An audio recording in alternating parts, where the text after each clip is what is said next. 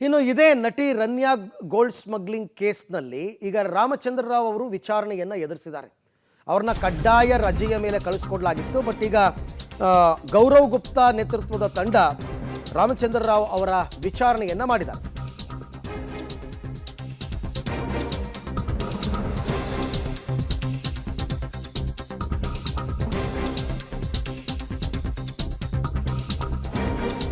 ನಟಿ Ranya gold smuggling ಪ್ರಕರಣದಲ್ಲಿ ವಿಚಾರಣೆ ಎದುರಿಸಿದ್ದಾರೆ IPS ಅಧಿಕಾರಿ ರಾಮಚಂದ್ರ ರಾವ್.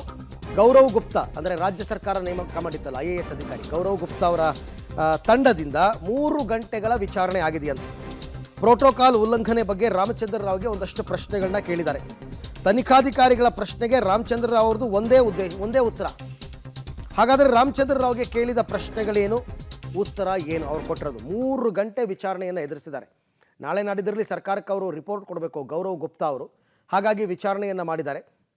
ವಿಚಾರಣೆ ಸಂದರ್ಭದಲ್ಲಿ ಒಂದಷ್ಟು ವಿಚಾರಗಳು ಅಂದರೆ ಅವರ ಆನ್ಸರ್ ಏನು ಅಂತಕ್ಕಂಥದ್ದು ಆ್ಯಸ್ ಎಕ್ಸ್ಪೆಕ್ಟೆಡ್ ನಿರೀಕ್ಷೆಯಂತೆ ಅವರು ಉತ್ತರವನ್ನು ಕೊಟ್ಟಿದ್ದಾರೆ. ನಂದೇನೂ ತಪ್ಪಿಲ್ಲ ಅಂತ ಸಾರಾಂಶ.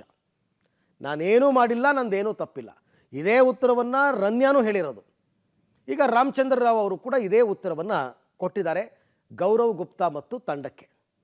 ಹಾಗಾದರೆ ಏನು ಪ್ರಶ್ನೆ ಇವ್ರು ಕೇಳಿರೋದು, ಅವರು ಉತ್ತರ ಕೊಟ್ಟಿರೋದು? ತನಿಖಾಧಿಕಾರಿ ಕೇಳ್ತಾರೆ, ರನ್ಯಾ ರಾವ್ಗೆ ಪ್ರೋಟೋಕಾಲ್ ನೀಡಲು ನೀವು ಸೂಚನೆ ಕೊಟ್ಟಿದ್ರಾ ಅಂತ.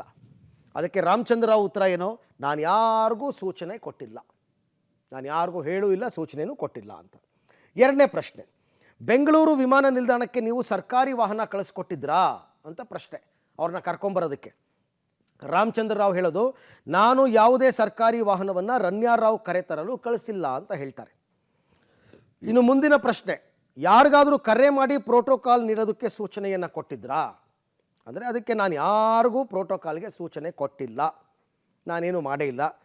ಇನ್ನು ಪ್ರಶ್ನೆ, ರನ್ಯಾ ರಾವ್ ಕರೆತರಲು ನೀವು ಏರ್ಪೋರ್ಟ್ಗೆ ಯಾವತ್ತಾದರೂ ಹೋಗಿದ್ದೀರಾ ಅಂದರೆ ಇಲ್ಲ, ಇತ್ತೀಚಿನ ದಿನಗಳಲ್ಲಿ ನನ್ನ ಮತ್ತು ರನ್ಯಾಳ ಸಂಪರ್ಕ ಅಷ್ಟಾಗಿ ಇರಲಿಲ್ಲ ಅಂತ. ಆ್ಯಕ್ಚುಲಿ ಏರ್ಪೋರ್ಟ್ ಸಿಬ್ಬಂದಿಯನ್ನು ವಿಚಾರಣೆ ಮಾಡಿದ್ದಾರೆ, ಈ ಕಡೆ ಇವ್ರನ್ನೂ ವಿಚಾರಣೆ ಮಾಡಿದ್ದಾರೆ.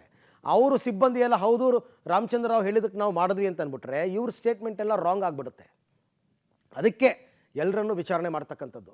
ಈಗ ಇವರು ಈ ಥರ ಉತ್ತರ ಕೊಟ್ಟಿದ್ದಾರಲ್ಲ, 3 ಗಂಟೆಗಳ ಕಾಲ ವಿಚಾರಣೆ ವೇಳೆ ಕೇಳಿದ ಪ್ರಶ್ನೆಗೆ ರಾಮಚಂದ್ರ ರಾವ್ ಯಾವುದಕ್ಕೂ ಸಮಂಜಸ ಉತ್ತರವನ್ನು ಕೊಟ್ಟಿಲ್ಲ. ಹಾಗಾಗಿ ದಾಖಲೆಗಳನ್ನು ಇಟ್ಟು ವಿಚಾರಣೆ ಮಾಡೋದಕ್ಕೆ ಗೌರವ್ ಗುಪ್ತಾ ನೇತೃತ್ವದ ತಂಡ ಮುಂದಿದೆ. ಅಂದರೆ ಡಿಜಿಟಲ್ ಎವಿಡೆನ್ಸ್. ರಾಮಚಂದ್ರ ರಾವ್ ಅವರಿಗೆ ತನಿಖಾಧಿಕಾರಿಗಳು ಕೇಳಿರುವ ಅಷ್ಟೂ ಪ್ರಶ್ನೆಗಳಿಗೆ ದಾಖಲೆ ಕಲೆ ಹಾಕಿಕೊಂಡಿದ್ದಾರೆ ಅಂತ ಪಬ್ಲಿಕ್ ಟಿವಿಗೆ ತಿಳಿದು ಬಂದಿದೆ.